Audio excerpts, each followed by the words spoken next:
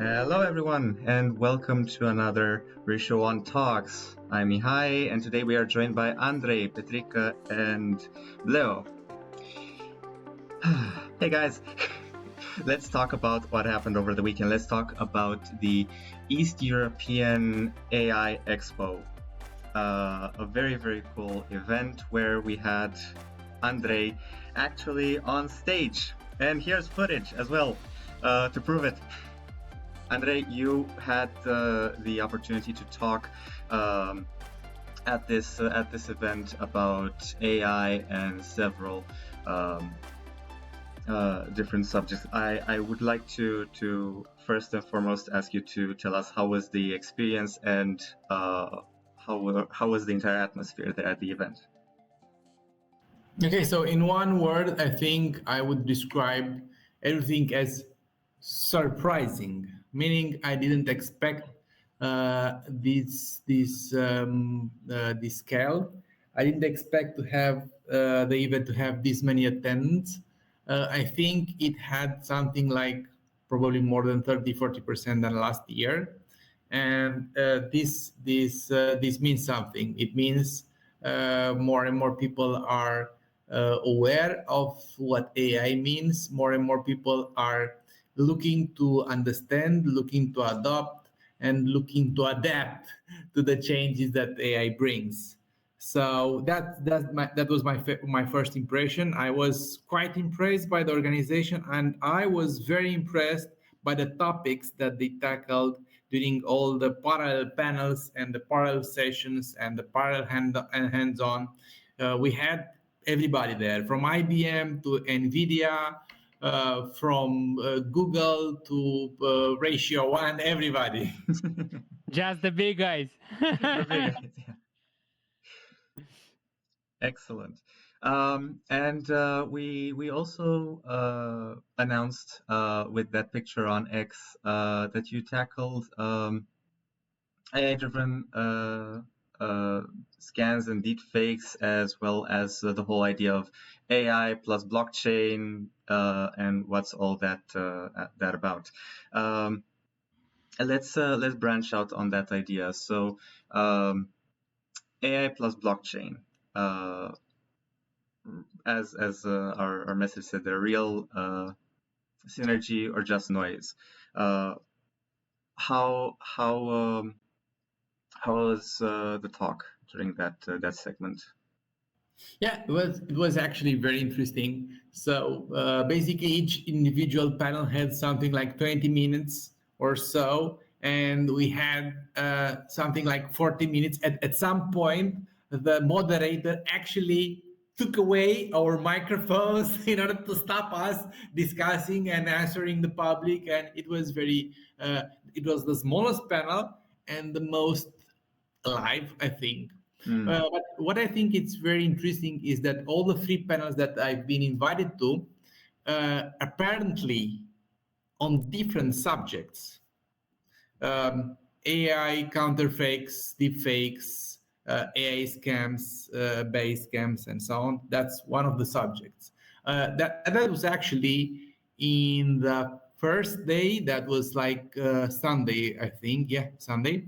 And then you have the AI and blockchain. That's the second panel. That was the second day of the conference.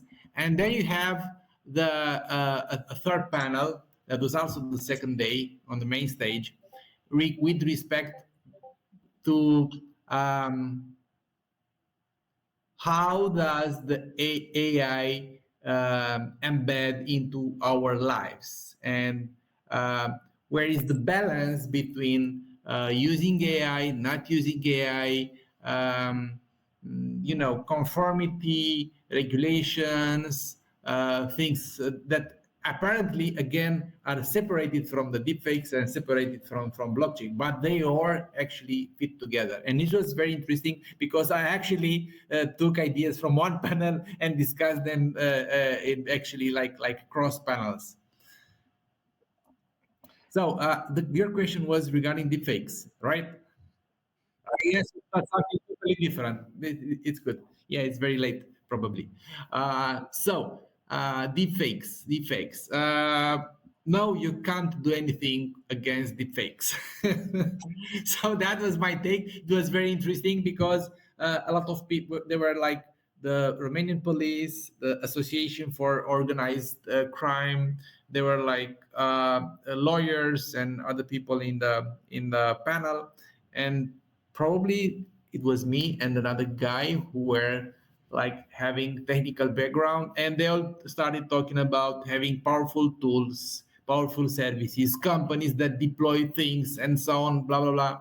And it was very funny because I said, okay guys, are you familiar with the game of whack-a-mole?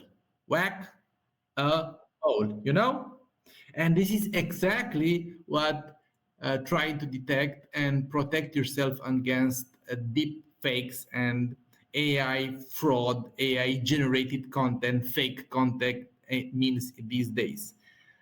The better the detectors get, the better the models that generate images, voice, whatever, music, whatever you name it, the better these models get. So if you recall, I'm not sure if you guys recall, if any of our viewers recall, it was like I think 2 years ago or 1 year and a half ago, OpenAI had a tool, a specialized tool that was detecting generated text, if I recall correctly. It was right, like though they had something like a tool that was analyzing generated text or analyzing text, any kind of text, any kind of work, and they were saying this text is like 90% AI. Yeah.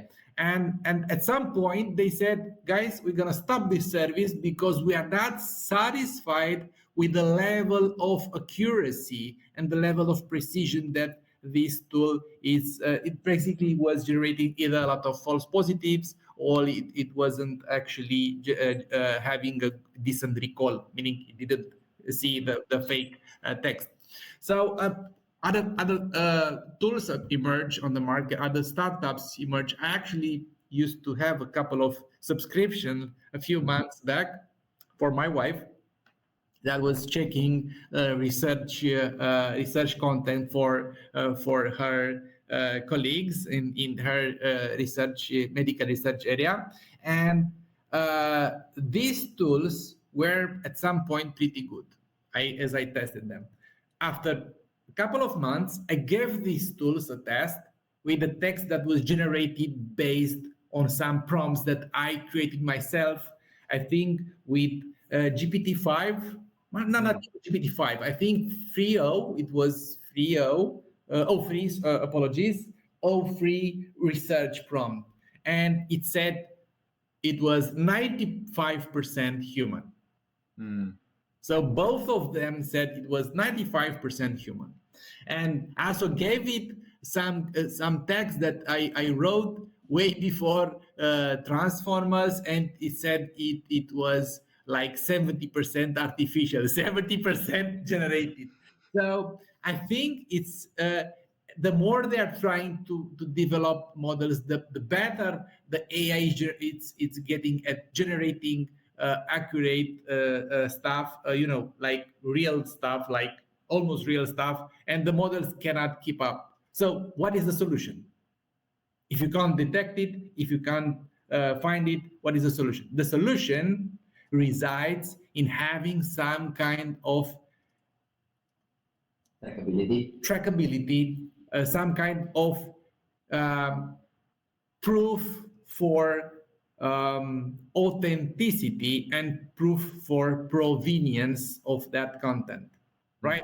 So you publish your clip online, Mihai, for example, or you publish some kind of artwork, and you embed in that artwork with steganography or other means. Watermark, something like that as well. Yeah, like a watermark. Yeah, steganography basically like a watermark, like a hidden watermark.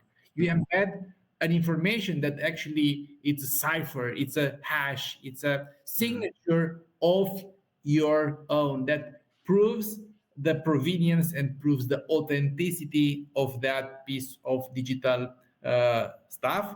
And this, of course, has to go back and be checked via a chain of checks, a chain of proofs back to a root authority that will say, yes, Mihai did that. And of course, for this, the best option, the best solution is to have it linked into a public blockchain that cannot be tampered with, or at least cannot be tampered with natural means.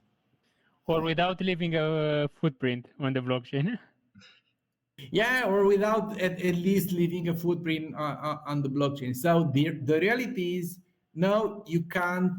It's useless, and it's like throwing money, like burning money, to keep up with the race of having a better detection model for the deepfakes. Maybe it is something interesting just to do it for fun or for academic purposes. But I think the most important direction is having authenticity and provenience proofs. Yeah, a way to identify them through a reliable mean or through multiple reliable means. We can also take a parallel to, let's say, real life money, as the bank also has its own record of it. The banknote itself has several unique markers, unique elements that... Let's not get into the banks, because that's another story. That is another story, yes. But the idea of making something such as, let's turn it towards the video, because that was the originating aspect. Making a video have a unique watermark, a unique element that can be recognized, and have it basically memorized in the blockchain as that thing. Yeah, the only story with the banks is that there's no transparency in there for the public. Even if they have a record for everything, you don't have control over their actions, and that's the spooky part of the traditional system. Which can be a nice contrast to how blockchain can have everything also private, but also everyone knows about each other existing in the network. I would like to also jump in to say how it was on the other side of the story with this event, because actually Andrei experienced it just from the stages, and I must say that every panel Andrei has been involved in turned into a lecture. And as he said, most of the moderators at one point were just asking Andrei questions as a great resource, as a pool of information. And it was pretty odd at one point just listening Andrei. It was a lecture, definitely, especially when the discussion became super techy. Everybody was almost applauding every phrase. So it was pretty interesting, and it was said that the architecture of the panels was so short, so people just had some lines, some ideas, and I think it works maybe in the future to have some kind of much deeper presentation of such technologies, how they work together in a more developed design. I would say, because it works having more ideas and much more clear presentation of the problems that these technologies can solve together, and how they actually can improve our lives in the end. Yeah, definitely. And I do sort of find it curious that all these discussions and all these elements can be again steered towards AI and blockchain working together. Basically, this entire system helping and evolving towards something better. Now, I would like us to branch towards the sort of new discoveries that were probably shared, as well as the future of the AI in the more accessible means. Like, let's see how what we've seen from this event, what we've gathered, can also be brought to Ratio1, and what it can what other people can also bring to Ratio1 in order to use its power for AI development. So yeah, let's see here. What other elements were shared during the Everyday AI panel? Because I understand that Andrei spoke in all of them. What part of Everyday AI was branched out from there? Yeah, I got actually two things. First of all, one of your question was what, let's say, emerged from the panels themselves and from the conference, from our perspective, from those who attended there. And I will welcome everyone to step in.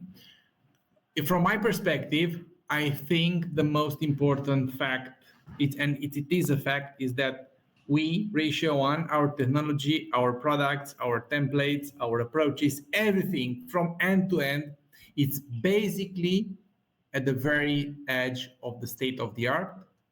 It's basically at the very edge of the huge tsunami that will be your AI, your app, your data, and this will be $1 trillion market, and we have to have a share of this. So this is, I think, the most important fact that emerged, at least for me, from the whole experience. And the second, which is related to basically your second question, was about the panel with if they related to the everyday AI or AI in everyday life. The panel moderator asked me a question, and the question was a very difficult question. Actually, a very difficult answer for me to give. It was, what is, in your opinion, the biggest adoption or the biggest concern with respect to adoption that you have with Ratio1, with AI, with blockchain, with in this decentralized framework, in this decentralized idea? And this was a very, very good question, because in my opinion, this is something that I expressed in all the panels. I think the future is definitely trustless. It has to be trustless, but in the same time, it will be permissioned. I don't think there is a future where enterprises, where healthcare, where fintech, where real day-to-day businesses will be able to employ, deploy, and work with node operators that are permissionless. I think we need permission access. I think the way we approach, and it's not about Ratio1, it's not about the fact that we have KYC, KYB, and we are permission protocol for node operating. It's about the fact that there is no other way for true adoption of the decentralized technologies. I'm not talking about meme coins. I'm not talking about whatever tokenomics, tokens, and so on. I'm talking about decentralization of processing, of data, of processes, of everything. For that, you need trustless as well as permission. So this is it. That was my answer. Sorry for the long one. Yeah, I think for me it's the same. I think the last topic Andrei mentioned was one of the most important. I think people are starting to open the eyes towards this approach of permissioned designed yet trustless. So you can have a permissioned protocol and still be decentralized, and people actually don't get what are the shades of decentralization and how it can span from being fully permissionless and trustless to being both permissionless and trusted. You have different combination of the two approaches. And also, as Andrei mentioned, the future is in a way permissioned. I don't think, from my point of view, Andrei, I'm on the other side of the story, understanding the different approach with permissionless. Certain applications can be permissionless.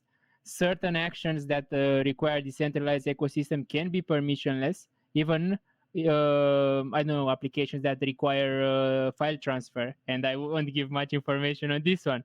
They are still permissionless, so they can be permissionless. But when we talk about huge infrastructure that can have a huge impact globally. I mean, we are not talking about an application that I'm using for my privacy and solve a local problem for my own interest. We are talking about something that if it fails, it goes down with a big explosion. Because if an infrastructure like Amazon fails, look what happened.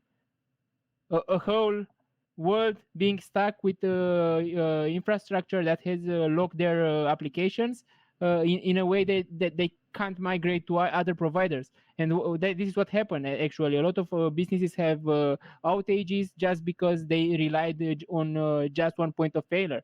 And this is where I think we should also have a decentralized trustless ecosystem, which is decentralized. Yet if we want to have accountability, if we want to have a trusted environment for companies to deploy applications, knowing that there's accountability behind it, we can't go further without having a permissioned infrastructure for deployment of applications and the running nodes.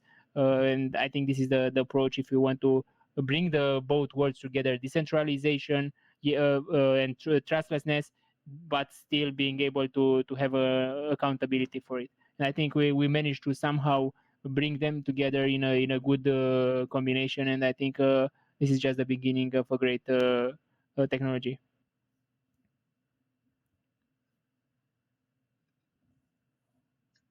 Honestly, very, very well put, very well said.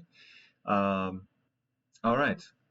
Well, we have a few more minutes left. Let's see where we branch off from here. So we were just saying how trustless can be a direction for many things. And as you said, it's important to have many more, like not just one point of failure, because as you said with that example from earlier, it's important to have a way to still be able to do your thing, especially if you're a larger company. It's important for that. Ratio1 is aiming towards being like a key player in this field. I would say because actually as we are speaking, I'm writing a lot of papers regarding Ratio1 and where is it positioned in the market. I wouldn't say we are fighting Amazon. I wouldn't say we are fighting Google.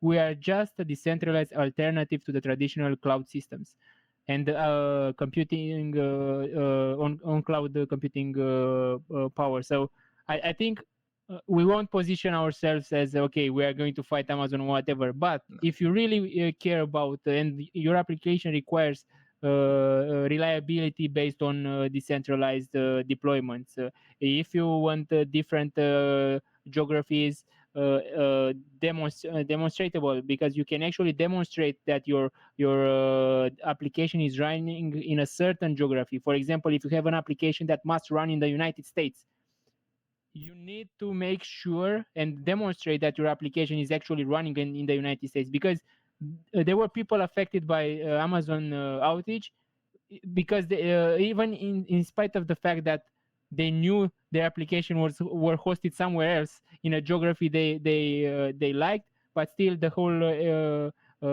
outage took into the light something that is I don't know what are you talking about, Petrica. Why?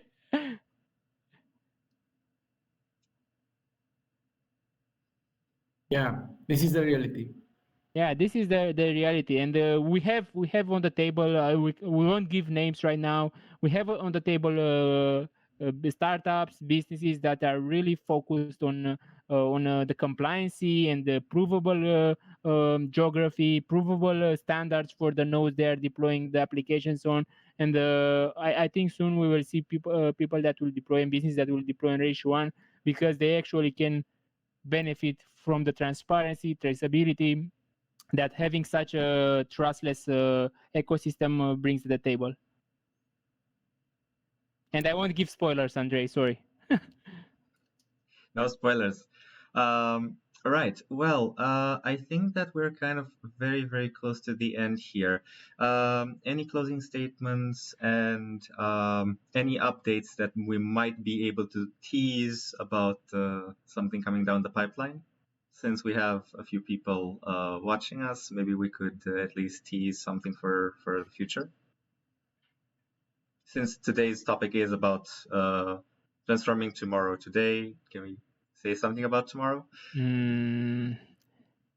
I wouldn't like to spoil No spoil. people with information, but what I can say is that soon we'll have something shared, which is somehow going to show that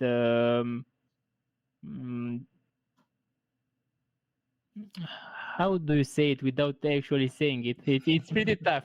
We are going to actually make available, because we have a new framework, which is already turned into an application.